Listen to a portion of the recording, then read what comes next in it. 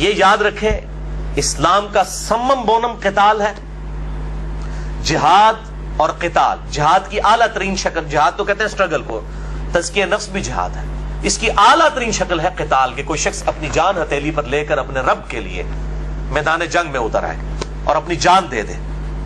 اسے ہم کہتے ہیں شہید. شہید عربی میں کہتے ہیں گواہی دینے والے کو. جو اللہ کی راہ میں مارا جائے اسے شہید کیوں کہا جاتا ہے؟ کہ وہ اپنے عمل سے گواہی دیتا ہے کہ میرا جو ایمان ہے یہ کنوکشن والا ہے، جس نظریے کو میں سمجھتا تھا نا درست، اس کے لیے میں نے جان دے کے، اپنی جان دے کر یہ گواہی دے دی ہے کہ یہ نظریہ درست ہے، اس لیے اسے شہید کہا جاتا ہے. اسلام کی چوٹی سمم بونم، جسے ایمینوئل کانٹ کی فلسفی میں ہائیسٹ گڈ آف اینی فلسفی از نون ایز سمم بونم. اسلام کا سمم بونم قتال ہے، کہ شخص، کوئی بھی شخص اپنی جان نشاور کرنے کے لیے تیار ہو جائے. لیکن ظاہر جب سے حکومتیں بنی اور پھر فوج بننی شروع ہوئی، اس وقت تو پھر فوج کی ذمہ داری ہوگی. جب سیدنا عمر نے ایک فوجی چھاونیاں بنائی تو سیدنا عمر خود تو آگے نہیں جا کے لڑتے تھے. یا آج اگر جنگ ہوگی تو پرائم منسٹر نے آگے جا کے نہیں لڑنا ہوگا، وہ فوج نے لڑنا ہوگا. کیوں؟ ہاں، لیکن اس قتال میں سب کے سب لوگ شامل ہوتے ہیں. کیوں؟ اس کی ساری فائنینشل سپورٹ جو ہو رہی ہے وہ ہمارے پیسے سے ہو رہی ہوتی ہے، پاکستانی عوام دے رہی ہوتی ہے. تو جہاد میں، قتال میں کسی نے اسلحہ پکڑ کے لڑنا ہوتا ہے، کسی نے فائنینشل سپورٹ دینی ہوتی ہے. کئی لوگ ہیں جو پیچھے روٹیاں پکا کے ان کو کھانا پرووائڈ کر رہے ہوتے ہیں. اب وہ ایک گن اٹھانے والا نہیں کہتا تو کیا کیتا ہے. یہ اسی طریقے سے ہے کہ آنکھ جو ہے وہ پاؤں کو کہنا شروع کر دے جی تیرا کیا کمال ہے، دیکھا تو میں نے تھا، اور پاؤں کہنا شروع کر دے جی تو تک بھی لیسی کے لینا سی، تو عمل لینے سن جا کے میری وینا ٹور کے اگے گئی ہیں. تو ہر چیز کی اہمیت ہے، آنکھ کی اپنی جگہ، پاؤں کی اپنی جگہ. ہاں، اسی طریقے سے قتال کے حوالے سے جتنی ان پٹ ہے، ظاہر ہے جب میرے بھائی، جب ہم پیٹرول 70 روپے لیٹر لے رہے ہوتے ہیں اور اس میں سے 35 روپے جو ہے وہ ہمارا ٹیکس ہوتا ہے، تو یہ ٹیکس ہم ڈیفنس کے اوپر ہی لگا رہے ہوتے ہیں نا، اور باقی چیزوں کے اوپر. تو پاکستان کا ایک ایک مسلمان، یہ میں اس لیے بتا رہا ہوں، یہاں پہ جو جہادی تنظیمیں جو ہے چندے لے کے تو اپنے پیٹ اور توندے بڑھا رہے ہوتے ہیں، اور اپنے دہشت گرد قسم کے باڈی گارڈ پالنے کے لیے موٹے موٹے جو 2-2 کلو گوشت کھا جاتے ہیں اور لینڈ رووروں میں پھر رہے ہوتے ہیں، اور وہ کہہ رہے ہوتے ہیں ہمیں آپ دیں، اور چندہ دے رہے ہیں. بھائی میں جتنی دفعہ موٹر سائیکل میں 1 لیٹر پیٹرول ڈرواتا ہوں، 35 روپے میں جہاد کے لیے دے رہا ہوتا ہوں، کیونکہ اسی 35 روپے میں سے ہمارے یہ ڈیفنس کا بجٹ میٹ ہو رہا ہوتا ہے. تو پاکستانی عوام دے رہی ہے، صابن کی ٹکیا کے اوپر بھی دے رہی ہے. یہ نہیں ہے کہ اب ہر بندے نے جا کے پھر وہ تقریر کرتے ہیں، کہتے ہیں جناب تسی تے جا نہیں سکتے، چلو چندہ ہی دے دو. تو چندہ پائی پہلے ہی دے رہے ہیں.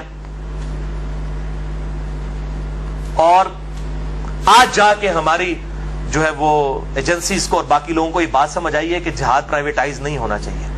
جہاد اگر کرنا ہے اسلامی حکومت میں صرف فوج کا کام ہے.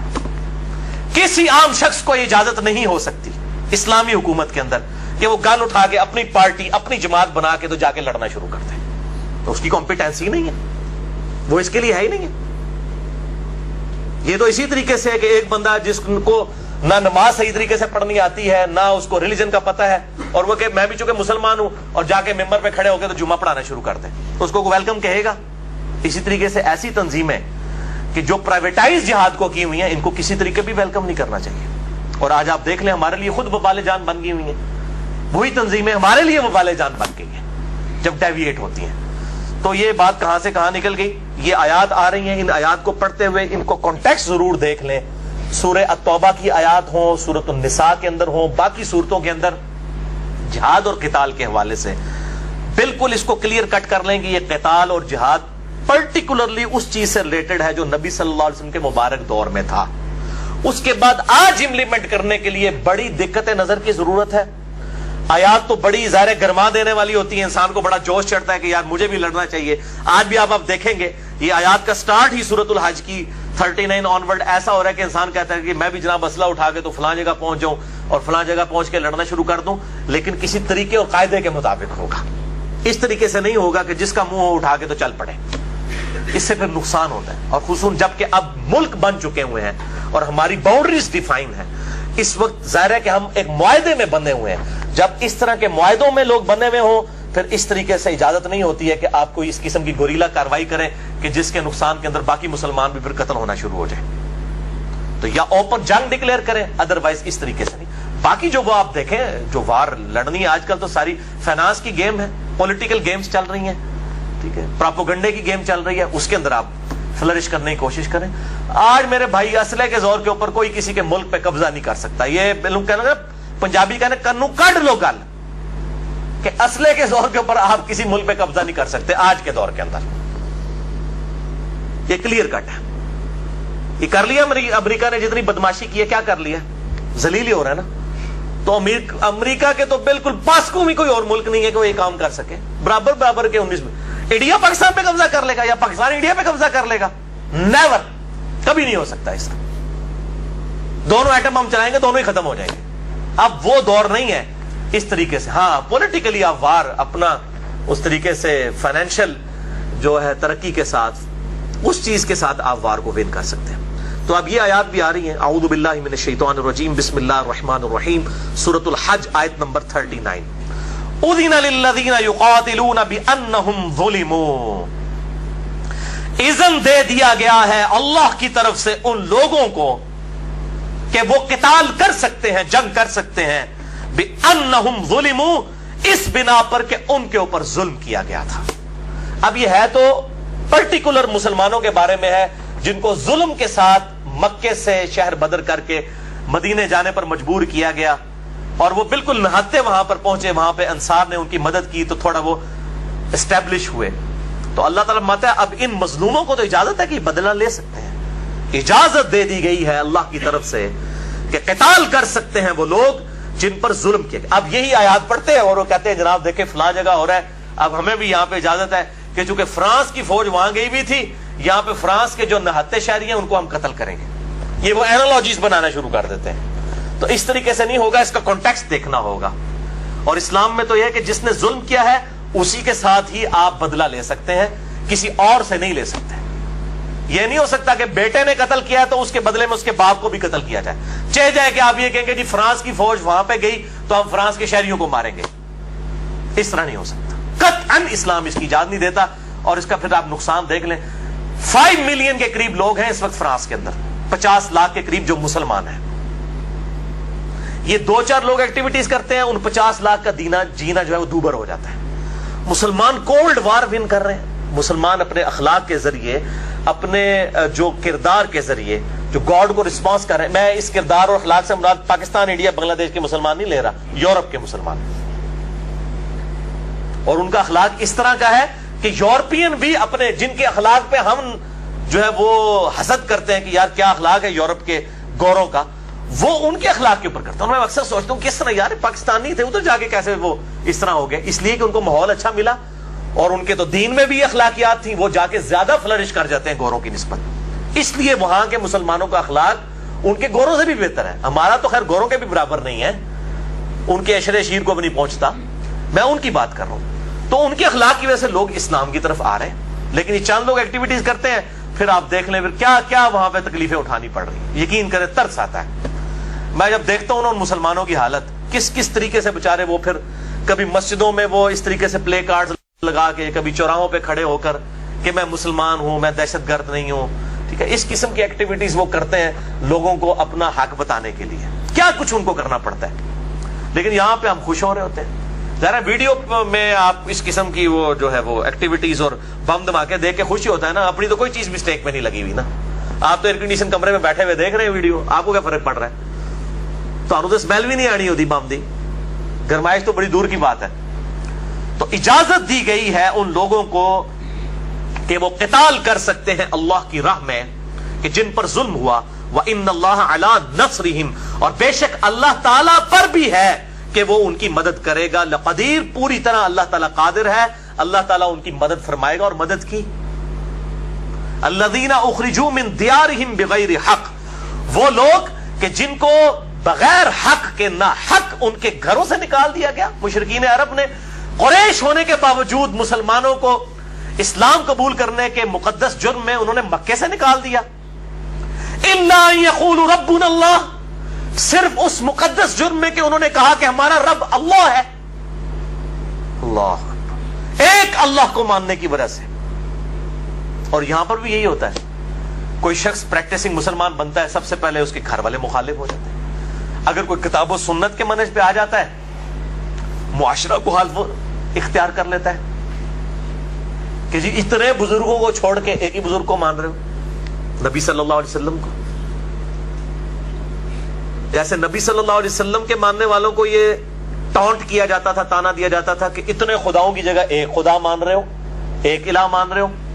آج نبی صلی اللہ علیہ وسلم کے ٹرو فالوورز کو اس اعتبار سے ٹانٹ کیا جاتا ہے، اتنے بزرگ بابوں کی جگہ ایک کو بزرگ مان رہے ہو، محمد رسول اللہ کو صلی اللہ علیہ وآلہ وسلم. تو اللہ تعالیٰ فرماتا ہے کہ یہ ان کو نکالا گیا ہے، اب ان کا یہ حق ہے کہ یہ اللہ کو ایک ماننے کی وجہ سے اس مقدس جرم میں نکالا گیا، تو اب یہ قتال کر سکتے ہیں. اور اس کی پھر اللہ تعالیٰ نے حکمت بھی قتال کی بتا دی کہ یہ قتال کیوں کیا جاتا ہے. ظاہر ہے دنیا میں شیطان جو ہے وہ کبھی بھی رحمان کے بندوں کو سکون سے نہیں رہنے دے گا، وہ اپنے ایجنٹ بھرتی کرے گا من الجنتی والناس، جنوں میں سے بھی انسانوں میں سے بھی. کرے گا کہ نہیں کرے گا. اور وہ جو ہے وہ اس چیز کو پروموٹ کرے گا کہ دنیا میں بے حیائی پھیلے، گاڈ کے مخالفین میں اضافہ ہو اور اس کے ماننے والے بڑھے. تو ظاہر ہے کہ اس نے جس طریقے سے پنجے گاڑے ہوئے ہیں تو یہ خالی تقریروں سے تو نہیں یہ چیزیں چھوڑیں گے، ان کے خلاف قتال تو کرنا پڑے گا. دنیا میں ظلم ختم کرنے کے لیے تلوار اٹھانی پڑتی ہے. آن کنفلکٹ ضرور آتا ہے ایز اے لاس ریزارٹ. تو اللہ تعالیٰ نے اس کی اجازت دی ہے اور پھر اس کی حکمت بتا دی ہے کہ یہ مسلمان جو قتال کر رہے ہیں، اب غزوہ بدر آئے گا، یہ بدر ابھی نہیں ہوا تھا، اس کے بعد کنٹینیوسلی آپ صلی اللہ علیہ وسلم کی یہ 11 سال کی جو زندگی ہے یہ قتال سے بھرپور ہوگی. تو اس کی حکمت ہے اور وہ حکمت آ گئی ہے. بڑی اہم ترین آیت سورۃ الحج کی آیت نمبر 40. ویسے میں آپ کو حکمت والی بات بتاؤں، قرآن حکیم میں جتنی بھی صورتیں ہیں ان کی آیت نمبر 40 بڑی امپورٹنٹ ہوتی ہے. سورۃ الاحزاب کی آیت نمبر 40 ہے، ما کان محمد ابا احد من رجالکم ولکن رسول اللہ وخاتم النبیین، جس میں ختم نبوت کا اعلان ہوا. تو یہ 40 جو ہے یہ اسلام میں بڑی اہمیت ہے اس کی. اسی لیے وہ تبلیغی جماعت والوں نے بھی اسی سے پلی لیتے ہوئے وہ چلہ، اور وہ جو 4 مہینے ہیں وہ بھی 3 چلے ہوتے ہیں، 40 ملٹیپلائڈ بائی 3. اور مجھے اکثر لوگ پوچھ رہے ہوتے ہیں یہ ثابت ہے، میں کہتا ہوں میرے بھائی یہ سارا اجتہادی مسئلہ ہے، ہمیں اس سے کوئی اختلاف نہیں، چاہے 4 مہینے کے لیے کوئی جائے 7 مہینے کے لیے 1 سال کے لیے. مسئلہ یہ ہے کہ جو منہج سکھا رہے ہیں وہ کتاب و سنت کا ہونا چاہیے، وہ بزرگ بابوں کی کتابیں نہیں ہونی چاہیے، وہ اللہ کی کتاب ہونی چاہیے. وَأُوحِيَ إِلَيَّ هَذَا الْقُرْآنُ لِأُنذِرَكُم بِهِ وَمَن بَلَغَ. اے محبوب صلی اللہ علیہ وسلم تم فرماؤ یہ قرآن اللہ نے مجھے اس لیے وحی کیا کہ اس کے ذریعے میں تمہیں بھی تذکیر کروں، نصیحت کروں، ڈر سناؤں، اور جس تک یہ کتاب پہنچ جائے اس کتاب کے ذریعے. فضائل اعمال، فضائل سنت، 14 ستارے یا الرحیق المختوم یا کسی اور کتاب کے ذریعے نہیں، اللہ کی کتاب کے ذریعے، القرآن کے ذریعے. تو اب وہ حکمت آ رہی ہے قتال کیوں کیا جاتا ہے، اور یہ قتال اگلی امتوں میں بھی رہا. اس کی ریزن کیا تھی؟ وَلَوْلَا دَفْعُ اللَّهِ النَّاسِ، اور اگر اللہ تعالی لوگوں کا بچاؤ نہ کرتا، بَعْضَهُمْ بِبَعْضٍ، بعض کو بعض سے ٹکرا کر، یعنی اللہ تعالیٰ فرماتا ہے ہم یہ حالات و واقعات پیدا فرماتے ہیں کہ لوگ آپس میں لڑتے ہیں. اور اس کے پیچھے حکمت کیا ہے؟ یعنی غزوہ بدر تو پوری پلان ہوئی تھی. آپ سورۃ الانفال پڑھ کے دیکھ لیں، اللہ تعالیٰ نے یہ کروائی. مسلمان تو اس حق میں نہیں تھے، وہ تو ابو سفیان کا قافلہ لوٹنے کے لیے گئے ہوئے تھے. اس سبب کہ ابو سفیان اور اس کے ماننے والوں نے مکے میں ان کی جائیداد غصب کی ہوئی تھی. اور سورۃ الانفال کے شروع میں 2 رکوع میں آتا ہے کہ اللہ تعالیٰ نے اپنے نبی کے ساتھ یہ وعدہ کیا ان 2 میں سے ایک تمہیں دوں گا. اور جب وہاں پہ مکے میں خبر پہنچ گئی کہ ابو سفیان کا قافلہ ٹوٹنے لگا تو ظاہر ہے ان کی پیسے پہ جب لات پڑنے لگی تو وہ فوج بنا کے آ گئے ہم حفاظت کریں گے. اب اللہ نے اپنے نبی کو بتا دیا کہ تمہارے سامنے 2 راستے ہیں، یا تو ابو سفیان کا لشکر تمہیں مل جائے گا یہ فتح، یا پھر جو ہے وہ تلوار کے ساتھ لڑو ان کافروں کے ساتھ. تم تو 313,000 کے قریب ہیں اور سب کے سب لیس ہیں، ان کے ساتھ لڑو. اب مسلمانوں کا مشورہ یہی تھا کہ ابو سفیان کا لشکر ہی ہم لوٹیں گے، اسی لیے وہ تلواریں بھی اپنے ساتھ نہیں لے کے گئے ہوئے تھے. وہ بالکل ہی اتنے غریب نہیں تھے کہ گزرے. سعد ابن عبادہ جو 155 صحابہ صفحہ کو کھانا کھلا رہے تھے، 4 تلواریں نہیں تھے مسلمانوں کو لے کے دے سکتے. تو تلواریں غربت کی وجہ سے نہیں ہیں، وہ تو ڈنڈے لے کے ایک نہتے قافلے کو لوٹنے کے لیے نکلے تھے جو سورۃ الانفال میں آتا ہے. ان کے ذہن میں نہیں تھا کہ اللہ تعالیٰ نے اپنے قدرت کا معجزہ دکھانا ہے، کیونکہ قتال جو ہے وہ حکمت ہے. اس امت میں عذاب استحصال کافروں کے خلاف جو ہے وہ قتال کی شکل میں مسلط ہوا ہے، یہ حکمت ہے. اگلی امتوں پر جو عذاب آتا تھا اللہ تعالیٰ کی طرف سے چنگھاڑ کی شکل میں یا اسی طریقے سے سمندر میں ڈبوئے جانے کی شکل میں، ہمارے نبی کے کیس میں قتال جو ہے یہ عذاب ہے اللہ کی طرف سے کافروں پہ جو مسلط ہوا، عذاب استیصال. اور میں نے پورا لیکچر دیا ہے مسئلہ نمبر 85، قرآن اور قتال ہمارے نبی صلی اللہ علیہ وسلم کی دو خصوصیات. یہ ہے قتال کے پیچھے حکمت. قتال کا سٹیٹس اس امت میں وہ والا نہیں ہے جو اگلی امتوں میں تھا، یہ تو خاص سٹیٹس ہے اس امت میں قتال اور جہاد کا. تو مسلمانوں کا بھی ارادہ تھا نہتے کو، اللہ تعالیٰ نے کہا نہیں، ہم چاہتے تھے اس سے ٹکرائیں تاکہ ہم حق کا حق ہونا اور باطل کا باطل ہونا ظاہر کریں. ظاہر ہے جب ٹکر کی ہو اور اس میں کوئی ایک جیت جائے تو جو اور ایک طرف بالکل نہتے ہوں اور دوسری طرف پورے لیس ہوں، اور نہتوں کا جیت جانا یہ اللہ کی طرف سے معجزہ تھا، معجزانہ طور پر ہوا. 5000 فرشتے مدد کو اترے. تو یہ اللہ تعالیٰ نے معاملہ فرمایا. تو اللہ نے فرماتا ہے یہ ہم جنگیں کرواتے ہیں. اللہ تعالیٰ اس کو اپنی طرف منسوب کر رہا ہے کہ حالات و واقعات ظاہر ہے خدا کی طرف سے ہیں، یہ سارے تقدیر کے معاملات ہیں. تو وہ کیوں؟ وَلَوْلَا دَفْعُ اللَّهِ النَّاسِ، اور اگر اللہ تعالیٰ لوگوں کا بچاؤ نہ کرتا، بَعْضَهُمْ بِبَعْضٍ، بعض کو بعض سے ٹکرا کر، اگر اللہ تعالیٰ اس طریقے سے حق اور باطل کی جنگیں نہ کرواتا تو کیا ہوتا؟ لَهُدِّمَتْ صَوَامِعُ، تو ضرور منہدم، گرا دی جاتی، منہدم کر دی جاتی عبادت گاہیں، وبیع اور گرجے، والصلوات اور معبد یہودیوں کے، ومساجد اور مسجدیں مسلمانوں کی، یذکر فیہا اسم اللہ کثیرا، کہ جن میں اللہ کا ذکر کثرت کے ساتھ کیا جاتا ہے. اللہ تعالیٰ فرماتا ہے اگر اس طریقے سے یہ ٹکراؤ نہ ہوتا تو اللہ تعالیٰ کی عبادت کے لیے جو چیزیں بنائی گئی تھیں، چاہے وہ خانقاہیں تھی عبادت کی، چاہے وہ گرجے تھے، چاہے وہ معبد تھے عبادت کی جگہ، چاہے مسجدیں، یہ ختم کر دی جاتی. کیونکہ یہ جتنی چیزیں ہیں، چاہے وہ عیسائیوں کے گرجے ہوں، یہودیوں کے معبد ہوں، اسی طریقے سے خانقاہیں ہوں، یہ سب کے سب اپنے زمانے میں تو اللہ کے لیے بنائی گئی تھی. پھر وقت کے ساتھ ساتھ ڈیویشن آئی. ٹیمپل آف سلیمان جو ہیکل سلیمانی تھا، وہاں پہ بیٹھ کے حضرت زکریا علیہ السلام دعوت توحید دیا کرتے تھے. اسی خانقاہ کے اوپر پھر حضرت جو ہے وہ زکریا علیہ السلام کے بیٹے یحییٰ علیہ السلام بیٹھے. یہ خانقاہ سے مراد یہ آج کل کی یہ درباروں کو نہ سمجھیے گا، وہ الفاظ تو وہیں سے لے رہے ہوتے ہیں نا. خانقاہ سے مراد جہاں پہ بیٹھ، جیسے یہ بھی خانقاہ ہے دار ارقم جہاں پہ ہم یہ بیٹھ کے درس قرآن کر رہے ہیں، یہ بھی ایک خانقاہ ہے. نبی صلی اللہ علیہ وسلم نے بھی خانقاہ بنائی ہوئی تھی دار ارقم کی شکل میں. اس کے بعد آپ صلی اللہ علیہ وسلم نے جو ہے اصحاب صفا کا چبوترا تھا، وہ آپ کی خانقاہ تھی، مسجد نبوی شریف، جہاں پہ آپ دعوت تبلیغ، یعنی اپنی عبادت نہیں کرواتے تھے وہ لوگ، بلکہ اللہ کی عبادت کا درس دیتے. یا تو اپنی عبادت کرواتے ہیں نا، اپنے پاؤں میں گرا رہے ہوتے ہیں اور پیسہ ان سے ہتھیار رہے ہوتے ہیں تاکہ اپنی گاڑیوں کے اندر، اور اپنے ٹشکرے جو بدماش قسم کے پالے ہوئے ہیں دہشت گرد شکلوں والے جو باڈی گارڈ ہیں، ان کی 2-2 کلو ایک وقت کا چھوٹا گوشت پورا کریں. یہ عید کے لیے یہ لوگ کر رہے ہوتے ہیں. ان لوگوں نے تو اللہ کے لیے سب کچھ کیا تھا. تو اللہ تعالیٰ فرماتا ہے اگر ہم حق اور باطل کا ٹکراؤ نہ کرواتے تو گرا دی جاتی تمام عبادت گاہیں، گرجے، معبد اور مسجدیں جو کہ اللہ کا ذکر کثیر جن میں کیا جاتا ہے. وَلَيَنْصُرَنَّ اللَّهُ مَن يَنْصُرُهُ، اللہ ضرور اس کی مدد کرے گا جو اللہ کے دین کی مدد کرے گا. اللہ اس کی مدد کرے گا. یعنی اللہ کی مدد کی شرط یہ ہے کہ پہلے اللہ کی مدد کرو. لفظی ترجمہ تو ہے جو اللہ کی مدد کرے گا. اللہ کی مدد سے مراد اللہ کی دین کی مدد. ان اللہ لقوی عزیز، بے شک اللہ تعالیٰ قوت والا ہے اور غالب ہے. یعنی کوئی یہ نہ سمجھے کہ اللہ کوئی کمزور ہے، اس کو لوگوں کی ضرورت ہے.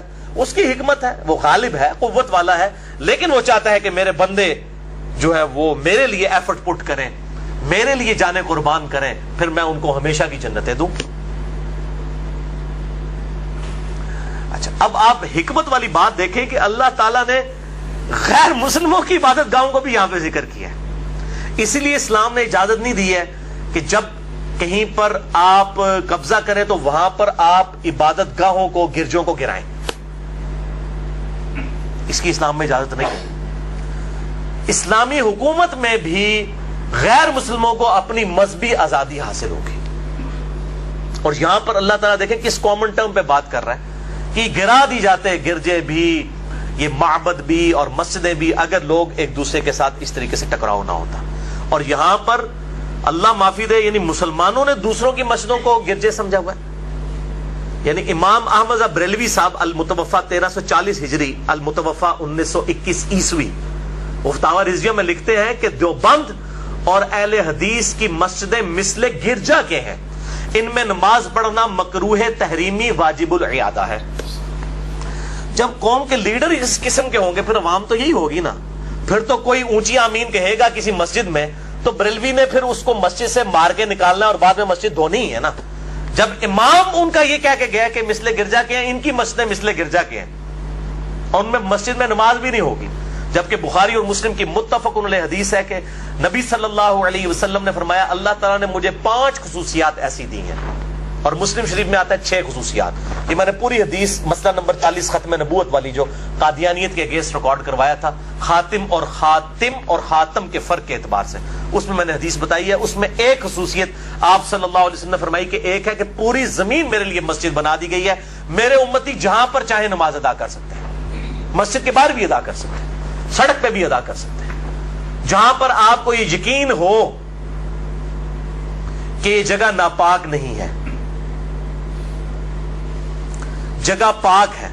اور یقین اسی صورت میں ہے کہ جب آپ کو یہ یقین نہیں ہے کہ یہ ناپاک ہے، یہ یقین نہیں ہے نا کہ ناپاک ہے تو وہ پاک ہی ہے۔ یہ نہیں ہے کہ آپ اس کے لیے کوئی تحقیق کریں گے یہ پاک ہے یا نہیں ہے، ناپاک نہیں ہے، اس کا آپ کو یقین نہیں ہے تو وہ پاک ہے۔ اس طریقے سے یہ جو کیچڑ ہوتا ہے سڑک کے اوپر یہ بھی پاک ہے، جب تک آپ کو یقین نہیں ہے کہ اس کے اندر گٹر کا پانی نہیں مل گیا، صرف شک سے نہیں، کیونکہ اس طرح دنیا کا نظام چل نہیں سکتا، لوگ اتنا وہم کرتے ہیں، اس طرح کا وہم تو نہیں ہے۔